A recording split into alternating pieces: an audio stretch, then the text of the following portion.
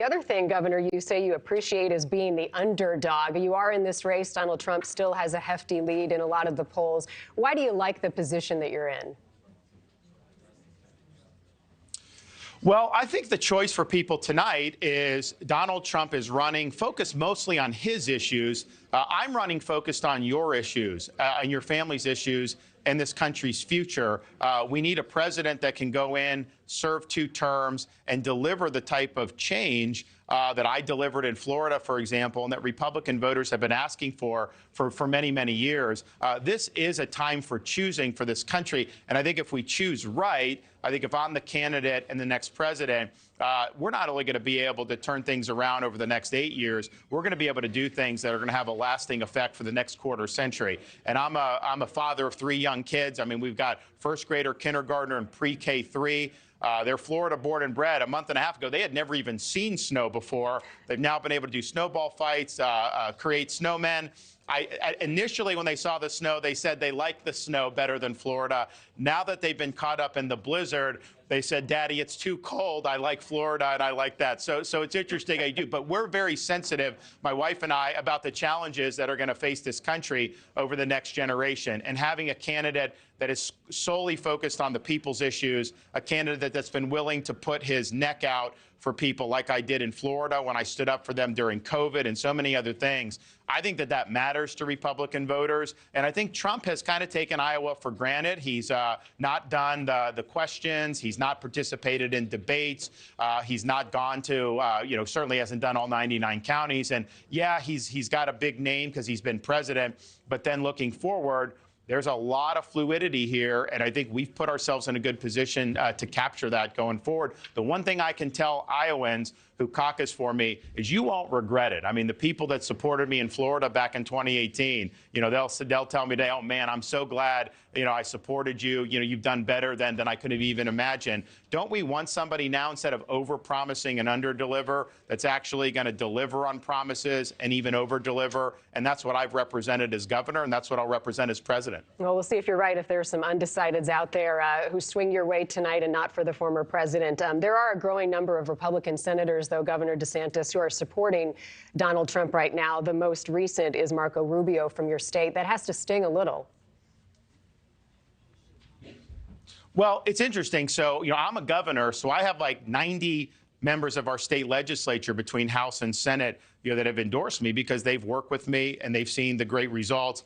Many of them have paid on their own dime to come to Iowa in the middle of January from Florida to go knock on doors in 3 feet of snow and ice. And so I think that shows you the commitment. I am not the candidate that is preferred by Washington politicians. That is true. But honestly, I don't think our voters want to see somebody that is being supported by all these Washington politicians. I think they look at Washington, D.C., and they say, these Republicans talk a big game, but they don't ever deliver. It's almost like Lucy with the football. Like, they always promise they're going to do the border. They always promise they're going to cut spending. They always promise they're going to do this stuff, and then nothing really seems to change. All those politicians, they've really gravitated to Donald Trump. I think he's become kind of the embodiment of the D.C. Republican class, and that's who they support. I'm a change agent. We're going to upset the apple cart in D.C. A lot of those politicians aren't going to be happy with some of the things we do. For example, I believe in term limits for members of Congress. I don't believe members of Congress should be able to trade individual stocks. You look at some of these people, they make a killing in the market. They could be running their own hedge funds. How are they doing so much better than the average American? So we have a reform agenda that is not going to sit well with a lot of the people in D.C. And you know what? That's the way it should be.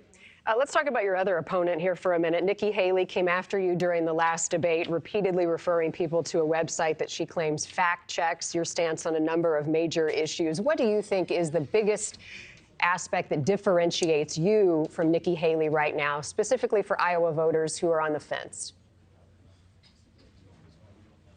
Well, I think her citing that website was a crutch for her because she didn't have the substance. But the thing about me is, like, when I'm contrasting with another candidate, I want it to be something that is obvious and squarely there. She's on video saying a lot of the stuff. She wrote in her book that Hillary Clinton was her inspiration to run for office. She said that on video. Now she's saying she never said that. She said different things about the gender surgeries for minors being a parent's decision. She's on video saying that, and now she's saying she never said it. So I think when people see you on video saying the things you're now denying, I think you lose a lot of credibility. I think the difference between us two is that she really is a donor-driven candidate. She represents kind of the warmed-over corporatism of the old guard and dying Republican establishment of yesteryear. We cannot go back to that type of, first of all, our candidates that have run under that banner, like Romney, have lost. So it's not a good situation for the party to be in. Thank you for watching. Go to newsnationnow.com to find NewsNation on your television provider. And don't forget to click the red subscribe button below to get more of NewsNation's fact-driven, unbiased coverage.